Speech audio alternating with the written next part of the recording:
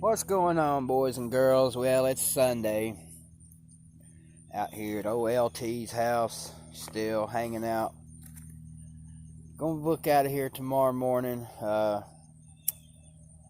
gonna hang out today, maybe make a video on his channel, maybe make a video on my channel. But I want to talk some more about this game last night. Beautiful day, by the way.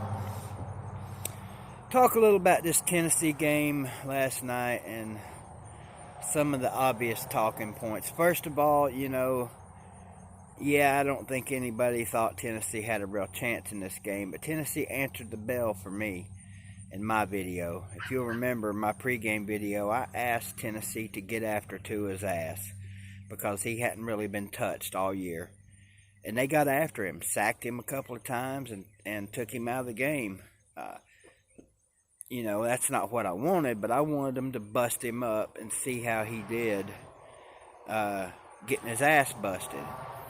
And, unfortunately for him, he got taken out of the game. He's going to miss a couple of weeks, but he's going to be all right, so I'm glad for that. Unfortunately, our boy, Maurer, got taken out of the game too, and that brought in Guaranturo.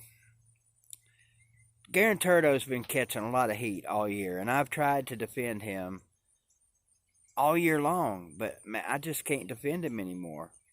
After his play last night and what he did on the goal line, I can no longer defend the kid. I got no malice towards Jarrett Guarantano. I hope he transfers at the end of the year and goes somewhere else and balls out. I just don't think he's capable of doing it here. So, best of luck to you if you move on, Jarrett. You got you a degree. So, good for you. That's what they all need to do anyways, get them a degree while they're here. Moving forward, Maurer's getting killed. He's looking like Garantano's first year where he got blasted every game. And these kids can't take that shit. I mean, you can't keep taking shots to the head and getting concussions and getting knocked down on your head and flipped like Maurer did in the Mississippi State game. The body just not meant to take that. But now let's talk about the things that were bullshit. The Darrell or however his name's pronounced, Taylor, I'm not sure how his first name's pronounced, so we'll just call him Darrell from now on until I find out how it's really pronounced. Whatever. That was some horse shit. That was not roughing the passer or unsportsmanlike or any of that shit. If you saw the play, he hit their quarterback and, laid on him until he saw what was happening. And then as soon as the play was over, he tried to get up. And when he got up, I think the problem was he put his hands on Mac. But, I mean, when you're laying on your side on the ground, you use your damn hands to get up. I don't think he pushed him or not. It was a bullshit call. And it was very costly because Alabama got to keep the ball.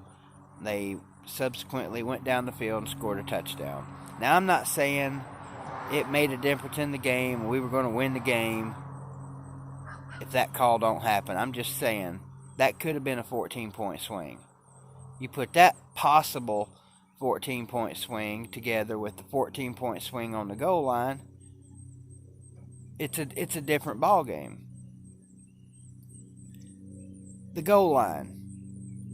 I don't know what they were supposed to do there. It looked to me like they were going to line up, get under center, and try and sneak it in. But Turdo, instead decides to pull the ball up and try and stick it over the goal line. And almost every time quarterbacks do that, something bad happens and something horrible happened. The ball got knocked out of his hand. Bama picks it up and goes 100 yards the other way. Touchdown, game over. So final score 35-13. I was telling Law Tide last night, people are going to look at that score from the West Coast. I thought they'd score again when they got down there, but they didn't. I was like, man, this is going to be 42-13. People on the West Coast are going to look at that score. Yeah, Bama rolled again, without knowing how the game went. Anyway, it's over. That's 13 in a row for the Crimson Tide. Congratulations to y'all, to your fans, all that.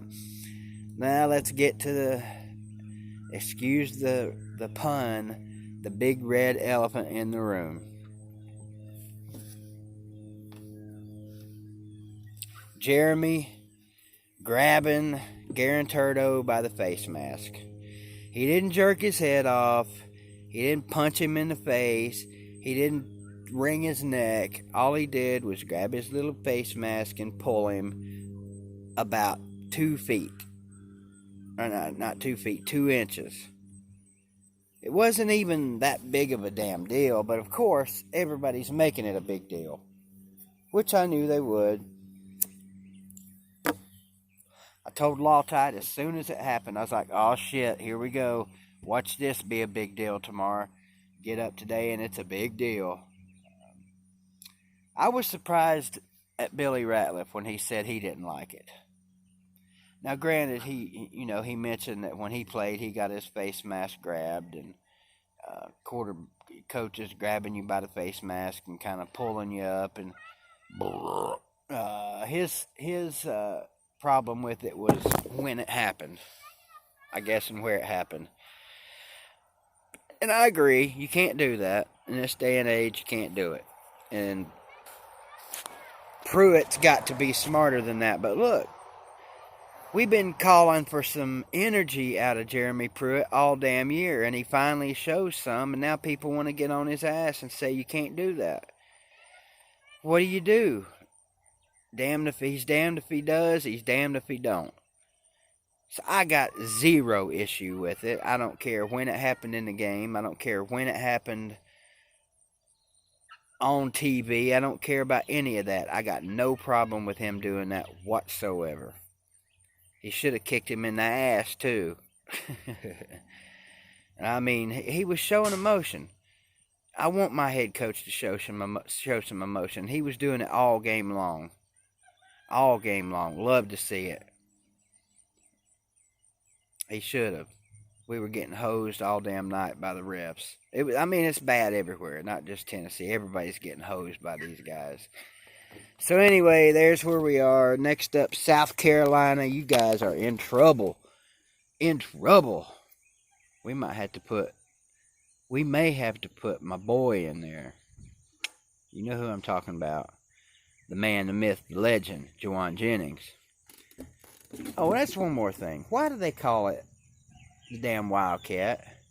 Like I told everybody in the live stream last night, they ought to call it the Wild, put the quarterback in, Wild, put the running back in, Wild, put whoever you're going to put in and watch him run the ball. Because that's all they ever do.